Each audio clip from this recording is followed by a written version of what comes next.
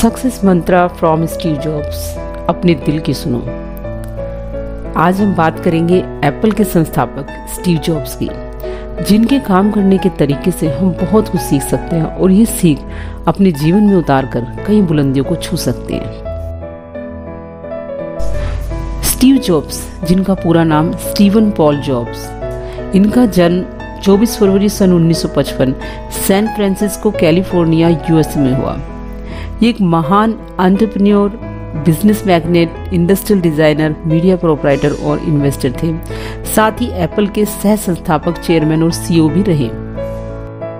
उन्होंने जिस प्यार और डीप ऑब्जर्वेशन के साथ एप्पल के प्रोडक्ट पर काम किया, उसका नतीजा हम उनके प्रोडक्ट में क्लियरली देख सकते हैं। एप्पल के प्रोडक्ट की खासियत उसके यूजर्स की दीवानगी से आंका जा सकता है। उनकी पहली खूबी, जो उनके सक्सेस का मंत्रा भी है, वो है वे अपने काम से प्यार करते थे। उन्होंने अपने एक स्पीच में कहा भी, the only way to do great work is to love what you do. यानी महान कार्य करने का एक ही सही तरीका है कि आप जो काम करते हैं उससे प्यार करो। उनका मानना था कि जिस काम को आप करते हैं और उससे प्यार नहीं करते हैं, तो आप कभी भी उस काम के लिए अपना 100% डेडिकेट नहीं कर सकते। ऐसे काम में कभी पूर्णता दिखाई नहीं देगी और यही अधूरापन आपको बोरियत के पास ले जाता है और वहीं से आपकी असफलता की शुरुआत हो जाती है। सन 1997 में जब स्टीव जॉब्स ने एप्पल कंपनी को वापस ज्वाइन किया, तब कंपनी के 300 से भी ज्यादा प्रोडक्ट थे। स्टीव जॉब्स ने कुछ ही समय में उन सब प्रोडक्ट को हटाकर केवल 10 प्रोडक्ट्स पर फोकस किया और अपार सफलता हासिल की। ये सब उनके काम के प्रति अटूट प्रेम और कंसंट्रेशन का ही नतीजा था।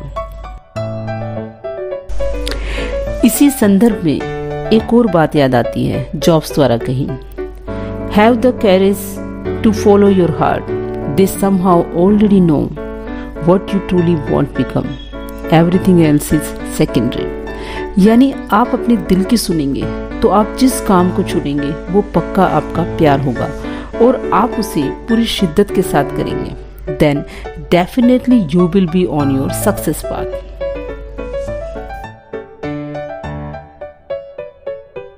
स्टीव जॉब्स का मानना था, किसी प्रोडक्ट का सफल होना डिपेंड करता है कि हम क्या कुछ नया अनुभव अपने यूजर्स को दे पाए या हम उनकी भावनाओं और सपनों को साकार कर पाएंगे।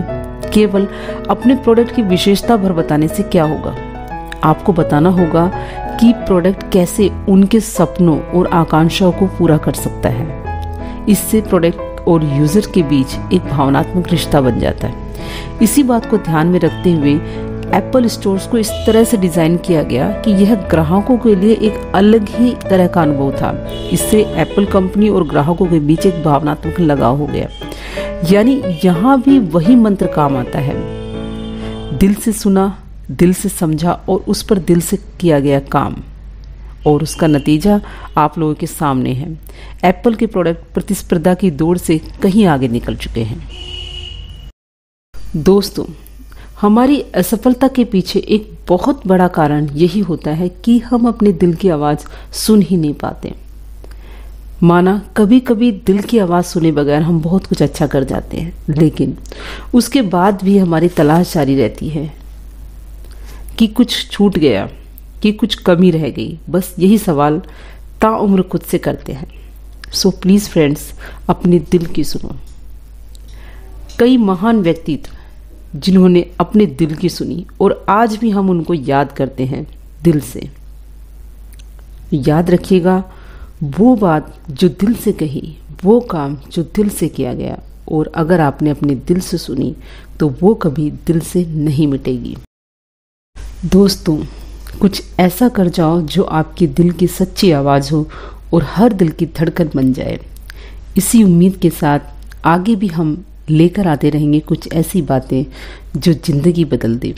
सो friends, don't stop, keep going on with your learnings, have a progressive day. Thank you.